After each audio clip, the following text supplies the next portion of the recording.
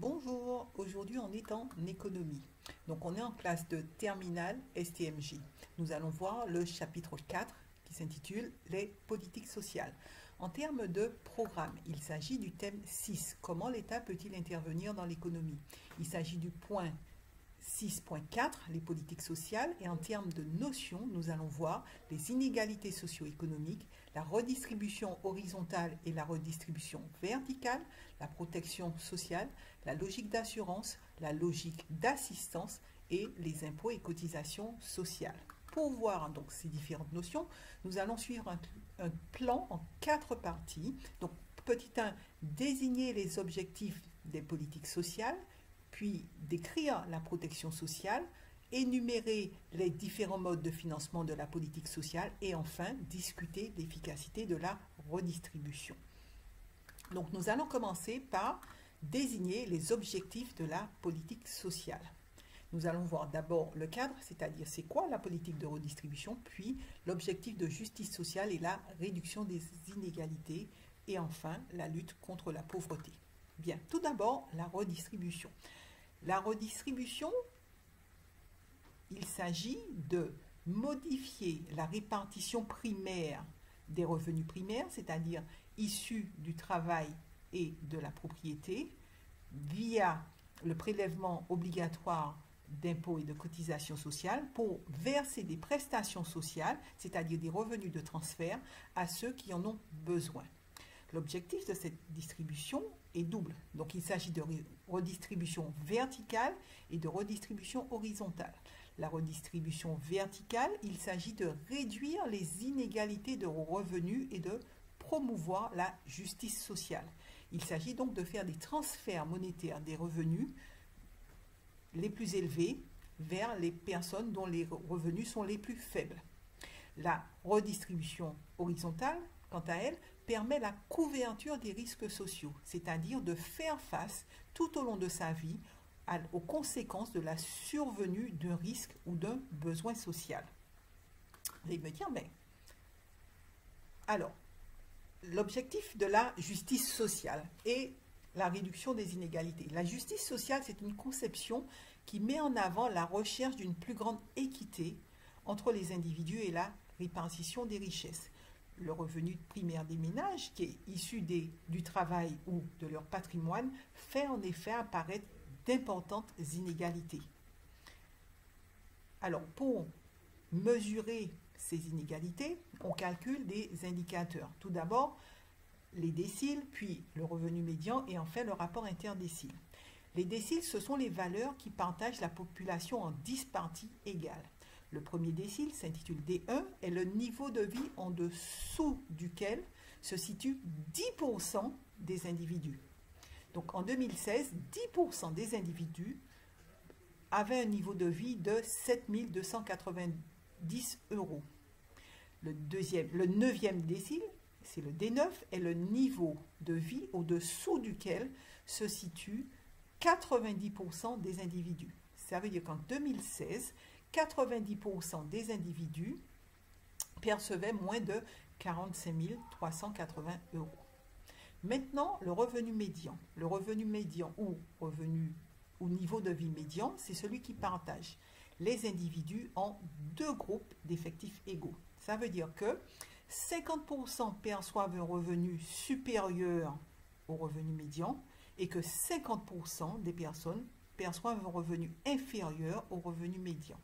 Le revenu médian s'élève à 22 140 € en 2016. Maintenant, le rapport interdécile. Le rapport interdécile mesure les disparités entre les 10% les plus riches et les plus pauvres, soit entre D9 et D1. En 2016, le rapport interdécile, c'est-à-dire D9 divisé par D1, est égal à 45 380 € divisé par 7 290, soit 6,22.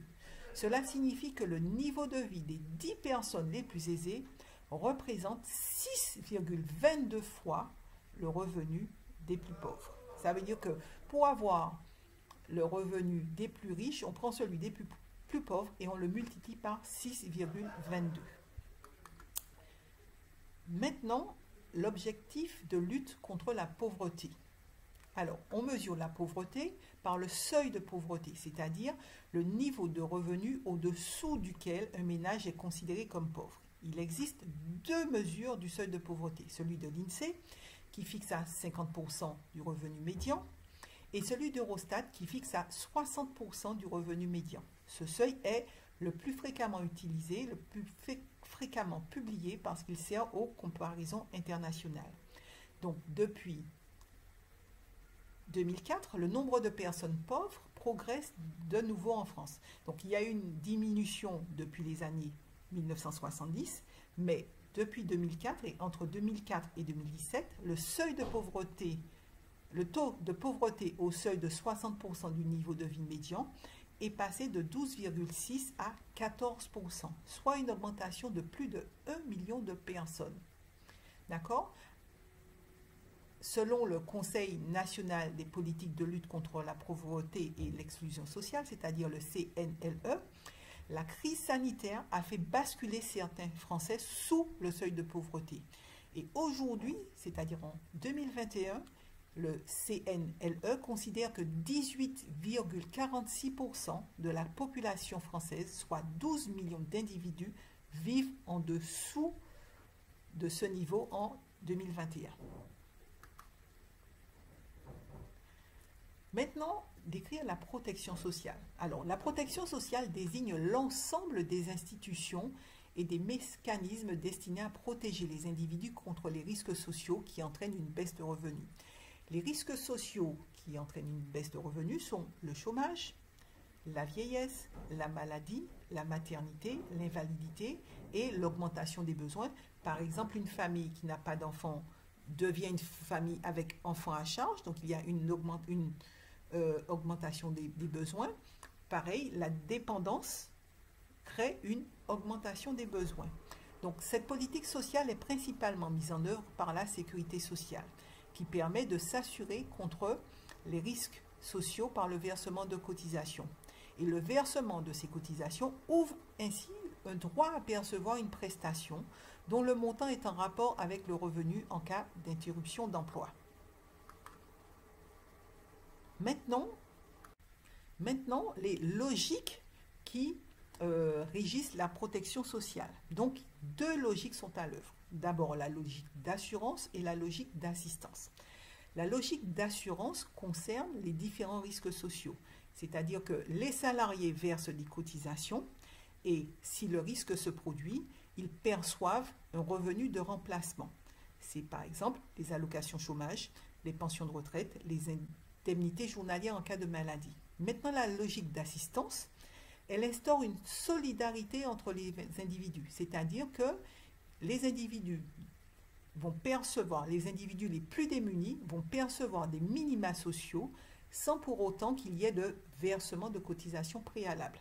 Cela concerne par exemple le revenu de solidarité active, le RSA, la protection universelle maladie, la PUMA, ou encore l'allocation aux adultes handicapés, l'AAH. Maintenant, les différents modes de financement de la politique sociale. Donc, la protection sociale est financée pour moitié par le prélèvement de cotisations sociales salariales et patronales sur les revenus du travail et par les impôts à caractère social, c'est-à-dire la CSG, la CRDS, etc. On constate au fil du temps que la part des cotisations sociales a considérablement baissé dans le financement de la protection sociale. En effet, en 2019, les cotisations sociales ne représentent plus que 50% des recettes de la sécurité sociale. Maintenant, l'efficacité de la redistribution. Alors, la question c'est, est-ce que la redistribution réduit les inégalités? Alors, il faut savoir que finalement, le système fiscal est peu redistributif. En effet, le système fiscal a une efficacité relativement limitée du fait de la prédominance de la TVA par rapport à des impôts plus redistributifs comme l'impôt sur le revenu. Par exemple, les impôts progressifs, le taux de prélèvement s'élève avec l'augmentation du revenu, alors que les impôts proportionnels augmentent proportionnellement à la valeur imposée. Donc les impôts progressifs sont l'impôt sur le revenu où la progressivité d'imposition, des taux d'imposition est définie par tranche de revenus. Et les impôts proportionnels sont la TVA, dont le taux est le même pour tous les consommateurs, quel que soit leur revenu. Et donc finalement, quand vous regardez ces deux types d'impôts, donc progressif et proportionnel, on constate que le seul impôt réellement progressif en France est l'impôt sur le revenu. Sauf que l'impôt sur le revenu représente à peine 25% de l'ensemble des recettes fiscales de l'État en 2019. Cela montre qu'en fait, finalement, la fiscalité est peu redistributive en France. Maintenant, l'efficacité du système social. Tout d'abord, les prestations sociales, elles permettent la couverture du plus grand nombre contre les principaux risques sociaux, qu'on les a vus, c'est-à-dire maladie, chômage, etc. De plus, le système de protection sociale assure davantage les fonctions de redistribution de revenus des ménages les plus aisés vers les plus pauvres, puisqu'il permet de réduire les inégalités à hauteur de 65% en 2017, soit presque 2 fois plus que les prélèvements obligatoires. Pour les seules prestations sociales, certaines sont plus redistributives que d'autres, comme les prestations familiales ou l'allocation logement par exemple. Maintenant, l'offre de services publics, la réduction de la pauvreté et des inégalités économiques est également réalisée par d'autres voies que les transferts monétaires directs, selon une logique universelle.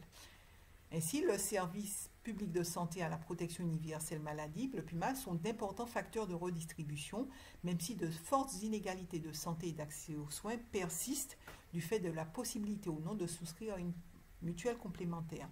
Cependant, le caractère redistributif de l'éducation publique est plus limité car le parcours éducatif des enfants des milieux défavorisés, études longues, filières à taux d'encadrement et à coût annuel élevé, est en moyenne plus important que celui des enfants de milieux modestes. Enfin, les difficultés de financement de la protection sociale.